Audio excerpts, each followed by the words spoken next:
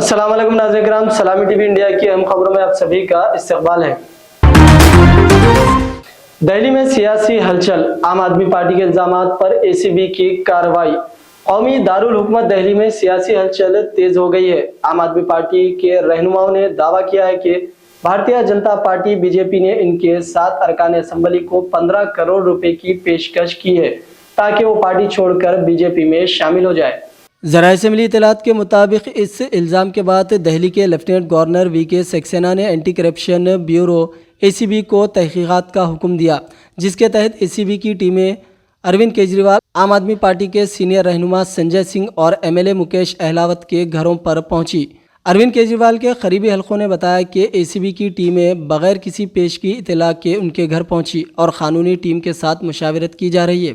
इस दौरान संजय सिंह का बयान एसीबी दफ्तर में रिकॉर्ड किया जा रहा है। इत्तलात के मुताबिक एसीबी ने मामले की मुकम्मल तहकीकात के लिए 3 टीमें तश्कील दी है। दूसरी जानिब आम आदमी लीगल सेल के सरबराह संजीव नसियार ने कहा है कि एसीबी की टीम के पास कोई नोटिस नहीं था और वो वहां पहुंचने के बाद मुसलसल फ़ोन पर किसी से रब्ता कर रहे थे। लेफ्टिनेंट गवर्नर ने हिदायत दी है कि एसीबी इस मामले की मुकम्मल और गैर जानिबदाराना तहकीकात करके ताकि हक़ाइक़ सामने आ सके। ज़राए से एक और मिली इत्तला के मुताबिक बीजेपी के जनरल सेक्रेटरी विष्णु मित्तल ने एलजी को ख़त लिखकर मुतालबा किया था कि एसीबी या किसी दीगर तहकीकाती एजेंसी के ज़रिए आम आदमियों के रहनुमाओं के इन इल्ज़ामात की जांच की जाए और एफआईआर दर्ज की जाए।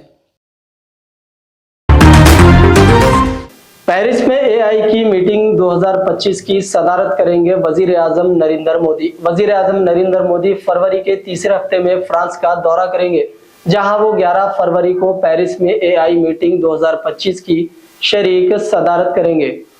आपको बता दें कि फ्रांस ने हिंदुस्तान को इस कॉन्फ्रेंस की शरीक सदारत के लिए मदऊ किया था। मौसूला इत्तलात के मुताबिक इस तकरीब में अमेरिकी नायब सदर जेडी वेंस, चीनी नायब वजीर आज़म व दीगर कई लोग शिरकत करेंगे।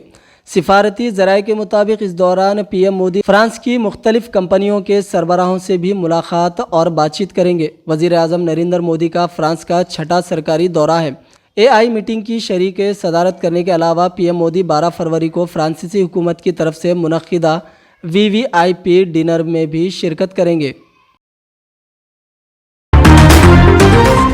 राहुल गांधी ने महाराष्ट्र में फर्जी वोटरों को जोड़ने का इल्जाम लगाया। कांग्रेस के रुकने पार्लियामेंट और लोकसभा में कायदे हिज़्ब इख्तिलाफ और राहुल गांधी के साथ शिवसेना यूबीटी के रुकने पार्लियामेंट संजय रावत और एनसीपी के रुकने पार्लियामेंट सुप्रिया सोले ने जुमे को रियासती असेंबली इंतखाबात से कबल महाराष्ट्र की वोटर लिस्ट में बड़े पैमाने पर जाली वोटरों का इजाफा करने का इल्जाम लगाया। कौमी राजधानी में एक मुश्तरका प्रेस कॉन्फ्रेंस से खिताब करते हुए राहुल गांधी ने कहा कि वो पूरी अपोजिशन की नुमाइंदगी करते हैं, जिन्होंने महाराष्ट्र में गुज़िश्ता इंतखाबात में हिस्सा लिया था। हमारी टीम ने वोटर लिस्टों और वोटिंग के नमूनों का तफसीली से मुतालिया किया। बदकिस्मती से हमें कई बेज़ाब्तियाँ मिली है। ख़ास तौर पर जमहूरियत पर यकीन रखने वाले और नौजवानों के लिए ज़रूरी है कि वो इन नताइज से आगाह रहे और इन्हें समझे। इलेक्शन कमीशन पर सवाल उठाते हुए उन्होंने कहा कि महाराष्ट्र में सिर्फ 5 महीनों में इतने वोटरों का इजाफा किया गया जितना कि 5 सालों में जोड़ा गया था। महाराष्ट्र असेंबली इंतखाबात 2019 और लोकसभा इंतखाबात 2024 के दरमियान 5 सालों में महाराष्ट्र की वोटर लिस्ट में 32 लाख वोटरों को शामिल किया गया। इसके साथ ही 2024 के लोकसभा और महाराष्ट्र असेंबली इंतखाबात के दरमियान 5 माह की मुद्दत में महाराष्ट्र में 39 लाख नए वोटरों का इजाफा हुआ। राहुल गांधी ने ये सभी बातें एक प्रेस कॉन्फ्रेंस में कही है और कई बड़े इंकशाफात करते हुए ये सारे इल्ज़ामात लगाए हैं। दिल्ली असेंबली इंतखाबात के नताइज से एक दिन पहले वीरेंद्र सचदेव ने किया बड़ा दावा, बताया बीजेपी कितनी सीटों की जीत हासिल कर सकती है। दिल्ली असेंबली की कुल 70 नशिस्तों के लिए वोटिंग मुकम्मल होने के बाद भारतीय जनता पार्टी ने जुमेरात 6 फरवरी को एक जायज़ा इजलास मुनक्किद किया। दिल्ली बीजेपी की पोस्ट पोल रिव्यू मीटिंग में मुमकिना इंतखाबी नताइज पर तबादला ख्याल किया गया। पार्टी लीडरान ने बहस के दौरान अपने ख्यालात का इजहार किया। इसके बाद पार्टी ने दिल्ली असेंबली इंतखाबात 2025 में तकरीबन 50 सीटें जीतने का दावा किया। दिल्ली बीजेपी के सदर वीरेंद्र सचदेव ने कहा है कि दिल्ली के लोगों ने बुध 5 फरवरी 2025 को वज़ीर आज़म नरेंद्र मोदी की अपील पर कौमी दारुल हुकूमत में डबल इंजन वाली हुकूमत को वोट दिया। ताकि दिल्ली में तरक्की को तेज़ी से फ़रोग़ दिया जा सके। मीटिंग के बाद उन्होंने दावा किया है कि बीजेपी तकरीबन 50 सीटें जीत सकती है। वीरेंद्र सचदेव ने कहा है कि दिल्ली के लोग अरविंद केजरीवाल की क़यादत वाली आम आदमी पार्टी की बदउनवानी, इंतशार और नाकारा हुक्मरानी से तंग आ चुके हैं। कौमी दारुल हुकूमत के लोगों ने आम आदमी पार्टी हुकूमत के खिलाफ फैसला कुन वोट दिया है। फिल्म अदाकार सोनू सूद के खिलाफ नाकाबिल जमानत वारंट जारी। मशहूर फिल्म अदाकार सोनू सूद के खिलाफ गिरफ्तारी का वारंट जारी कर दिया गया है। धोखाधड़ी के केस में गवाही देने के लिए ना पहुंचने पर पंजाब की लुधियाना की अदालत ने यह वारंट जारी किया। मुंबई के अंधेरी वेस्ट के ओशिवारा पुलिस स्टेशन के लुधियाना के जुडिशनल मजिस्ट्रेट रमनप्रीत कौर ने वारंट जारी किया है। अदालत के अहकामात में कहा गया है कि सोनू सूद को गिरफ्तार करके अदालत में पेश किया जाए। लुधियाना के वकील राजेश खन्ना ने अदालत में केस दायर किया है। इनसे मोहित शर्मा नामी शख्स ने 10 लाख रुपए की धोखाधड़ी की है। उन्होंने कहा कि इस शख्स ने रोजिका कॉइन के नाम से इनके साथ सरमायाकारी की थी। इस केस में वकील ने सोनू सूद को गवाह के तौर पर पेश किया। उसके बाद अदालत ने सोनू सूद के खिलाफ नाकाबिल ज़मानत गिरफ्तारी का वारंट जारी किया। सोनू सूद को मुतादिद बार समन भेजे गए, लेकिन वो हाजिर अदालत नहीं हो सके। अदालत ने कहा है कि फौरी तौर पर उन्हें गिरफ्तार करके अदालत में पेश किया जाए। इस केस की अगली समाअत 10 फरवरी को होगी।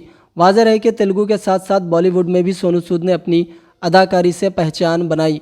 कोविड के दौरान उन्होंने अपनी फलाही खिदमात से बहुत से लोगों की मदद की। जहां तक फिल्मों का ताल्लुक़ है, हालिया दिनों में उन्होंने खुद हिदायतकारी में फ़तेह फिल्म बनाई, जिसे मुस्बित रद्द अमल हासिल हुआ।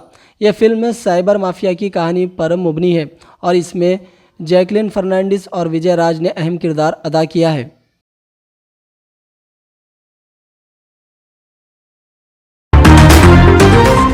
अमेरिका की रियासत अलास्का में एक तैयारा लापता हो गया, जिसने मुकामी वक्त के मुताबिक एक अहम रास्ते पर सफर करना था। इस तैयारे में एक पायलट और 9 मुसाफिर सवार थे।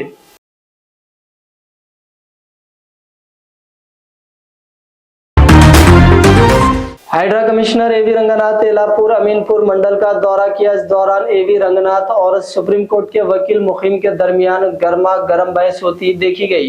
सुप्रीम कोर्ट के वकील मुखीम ने हाइड्रा कमिश्नर रंगनाथ से पूछा कि जब मुकदमा अदालत में है तो वो एलापुर कैसे आ सकते हैं। हाइड्रा कमिश्नर ने बुद्ध भवन में परजावानी के दौरान मुख्तलिफ तरबियतों के बारे में आवाम की तरफ से मौसूल होने वाली शिकायत के बाद एलापुर और चक्रीपुरी कॉलोनी में कॉलोनियों का दौरा किया था। జడ్జిమెంట్ వయలేట్ చేసిండు రంగనాథ్ సాబ్ చేస్తున్నారు మీరు రావాలి ఇవాళ అది కూల కొట్టి అన్యాయం చేశారు. ఇలా మీరు ఎట్లా ఎంటర్ అవుతారండి? టైటిల్ డిస్ప్యూట్ అక్కడ పెండింగ్ ఉంది. You need not come, should not come. Ayapur this is the village. మీకు తెలిసిన కొంచెం నాలెడ్జ్